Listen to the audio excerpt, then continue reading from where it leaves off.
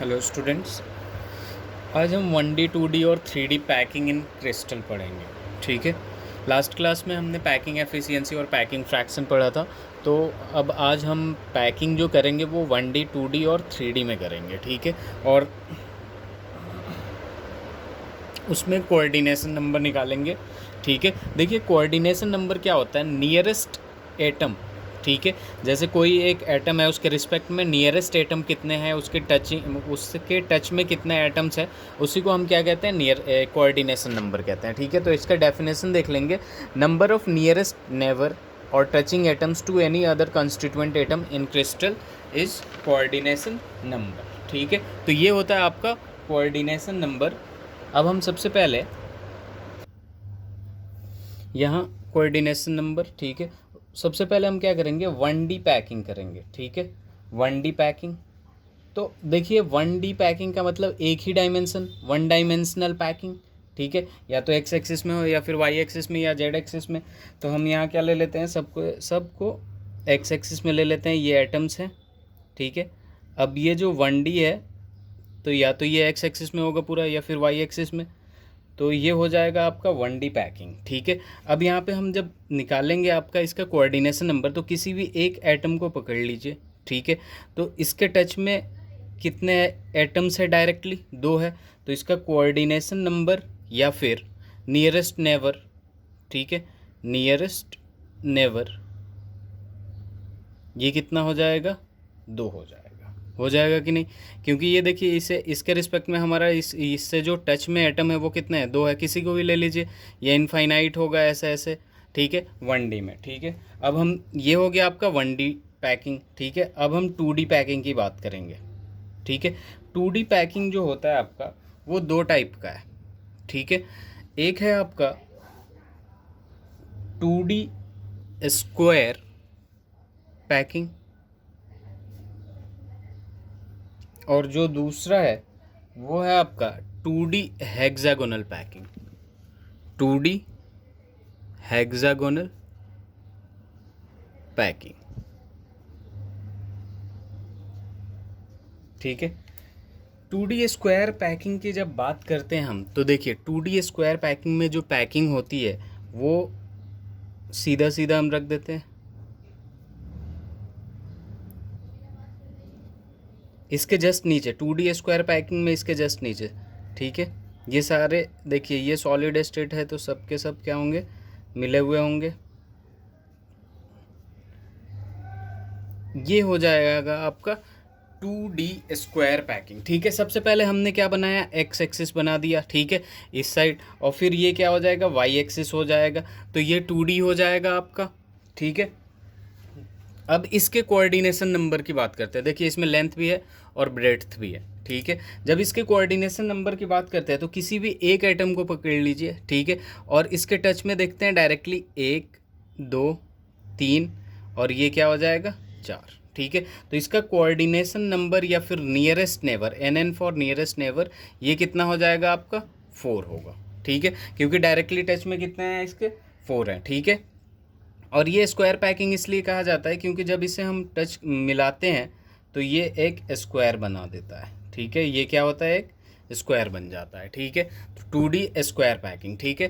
तो 2D square packing होता कैसे, जैसे एक एक्सिस पे बना दिया आपने ये एटम, इसके जस्ट नीचे दूसरा रखना पड़ेगा, इसके जस्ट नीचे, इसके जस्ट नीचे, ऐसे ही ये बहुत सारे होंगे। ठीक है। इनफाइनाइट होगा। जब 2D हेक्सागोनल पैकिंग की बात करते हैं हम, तो 2D हेक्सागोनल पैकिंग में देखिए कैसे पैक होता है। सबसे पहले ऊपर एक 1D बना देते हैं, 1 2 3 4 5।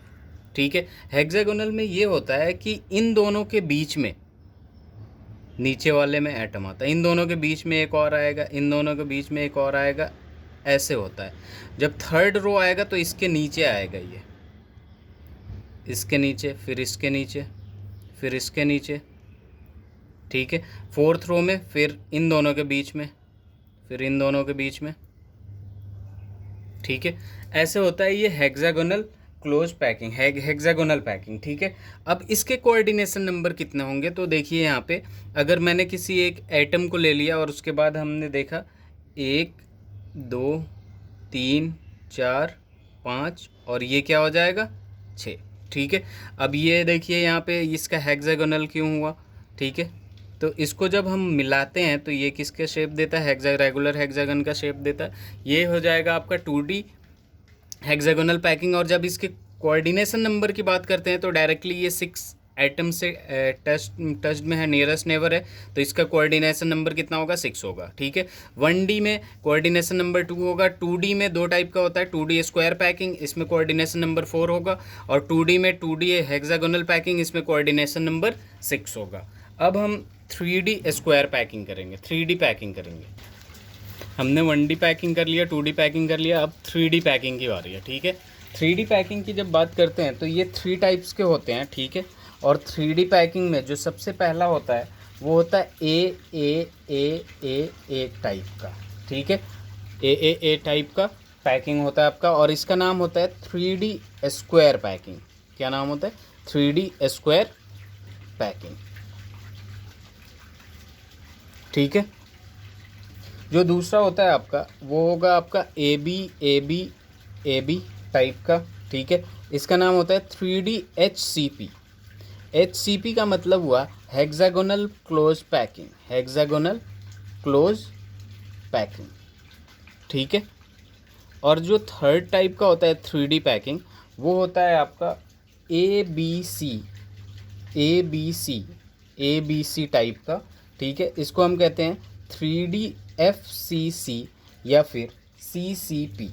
ठीक है, ये जो FCC का मतलब हुआ face centred close packing, face centred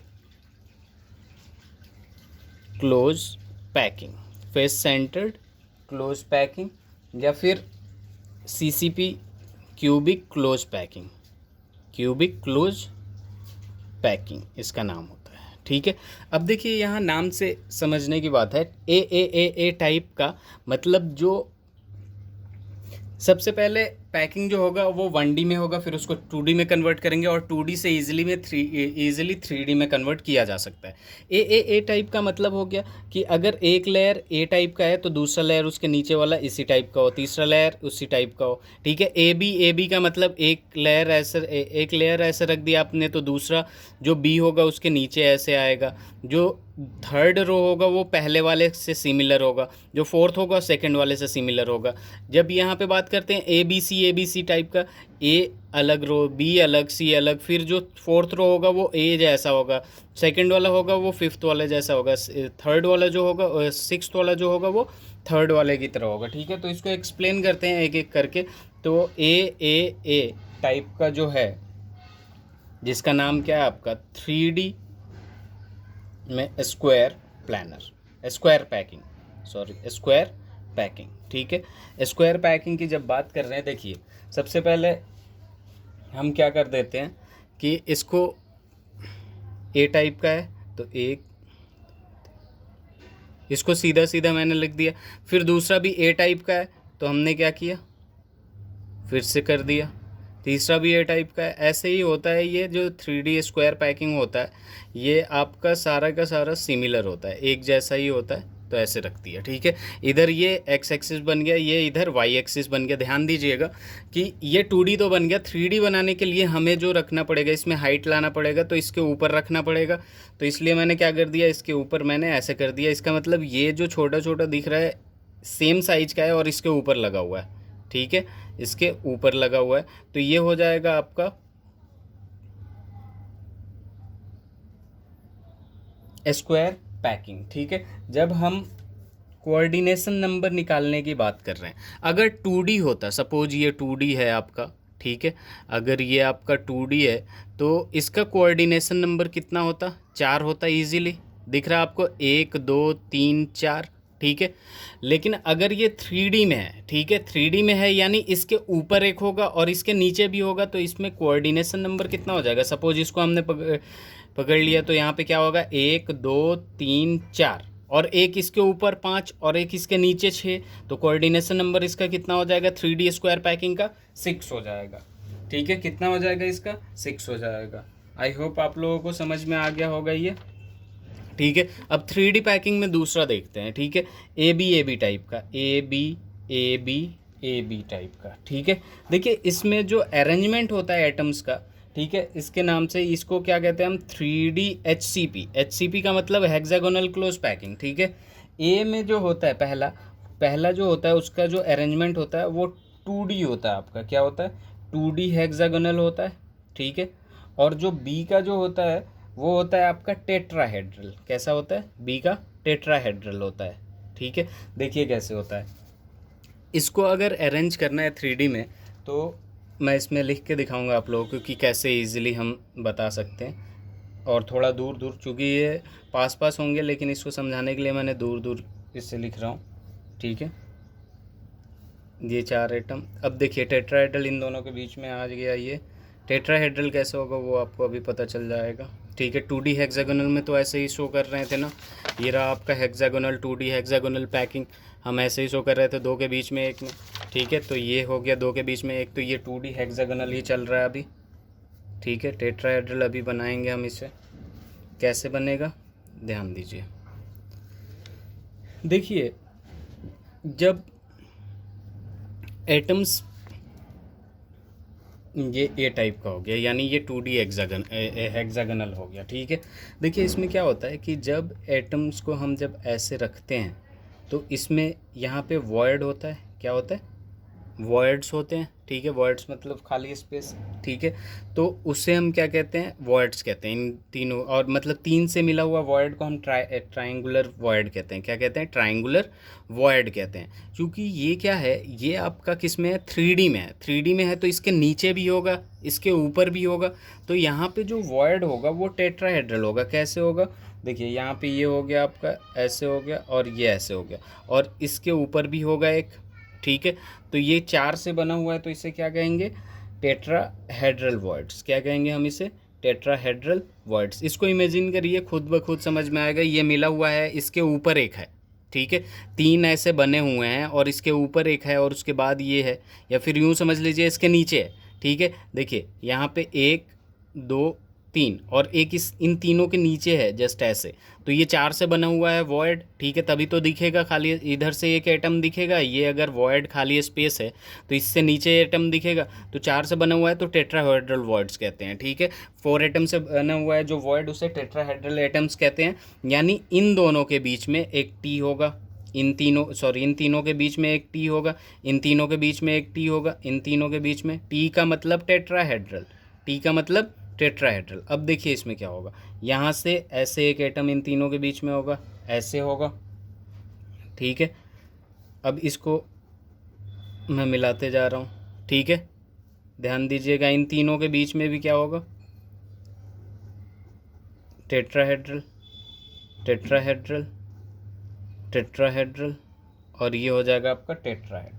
ठीक है, तो ये एक्चुअल में होता है आपका ए बी टाइप का पैकिंग, यानी 3D हेक्सागोनल क्लोज पैकिंग। और इसका जो कोऑर्डिनेशन नंबर होता है वो होता है आपका 12। ठीक है, इस बारे में आप सोचिएगा 12 कैसे होता है। 3D में है, यहाँ पे वॉइड बना हुआ है। ठीक है, तो 6 से मिलके यहाँ पे कितना टोटल कोऑर्डिनेशन नंबर कितना हो जाता है आपका, 12 हो जाता है। ठीक है, तो ये था आपका हेक्सागोनल क्लोज पैकिंग। ठीक है, अब हम फेस सेंटर्ड क्लोज पैकिंग यानी ABC टाइप वाला देखते हैं। ABC टाइप में ये जो होता है, इसमें ऑक्टाहेड्रल वॉइड्स होता है। कौन सा वॉइड होता है, ऑक्टाहेड्रल वॉइड्स। ठीक है, ये जो ए होता है आपका, ये तो 2D हेक्सागोनल क्लोज पैकिंग जैसा होता है, हेक्सागोनल क्लोज पैकिंग जो अभी हमने पीछे किया है। ठीक है, ये जो बी होता है आपका, ये टेट्राहेड्रल होता है। कैसा होता है, टेट्राहेड्रल। ठीक है, और ये जो सी होता है आपका, ये होता है आपका ऑक्टाहेड्रल। यानी एक बात देखिए आप, तो हमने जो यहाँ किया है ए बी, वो 2D हेक्सागोनल, यानी यहाँ तक तो सेम होगा।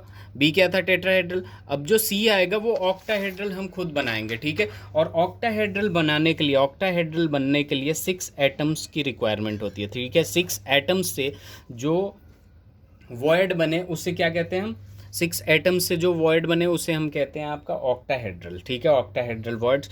तो यहाँ पे इसका भी अरेंजमेंट कर लेते हैं, 1 2 3 4, इन दोनों के बीच में आ जाएगा। फिर हम ऐसे कर लेंगे।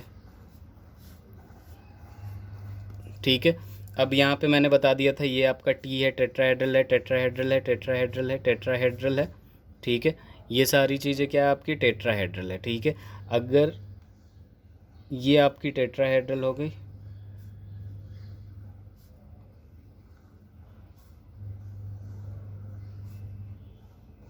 ध्यान दीजिएगा, ये जो टेट्राहेड्रल हो गया, ठीक है। अब 6 एटम से बनना है, 1 2 3 4 5 6। इन 6 एटम से जो वर्ड बन रहा है आपका वो क्या हो जाएगा आपका ऑक्टाहेड्रल वर्ड्स। क्या होगा ऑक्टाहेड्रल वर्ड्स, ठीक है। यहाँ पे भी ऑक्टाहेड्रल वर्ड्स और यहाँ पे भी ऑक्टाहेड्रल वर्ड्स, ठीक है। और इसका भी कोऑर्डिनेशन नंबर और नियरेस्ट नेबर एटम जो होते हैं वो 12 होते हैं, ठीक है। यानी ये ए बी टाइप यानी 3D HCP का भी कोऑर्डिनेशन नंबर 12 होता है, और ये ए बी सी टाइप के ऑक्टाहेड्रल वर्ड्स जिसमें आते हैं उसका भी कोऑर्डिनेशन नंबर 6 होता है। तो यहाँ 1D 2D 3D packing in a crystal system ख़त्म होता है। अगर कोई डाउट हो तो आप कमेंट करके पूछ सकते हैं। Thank you so much.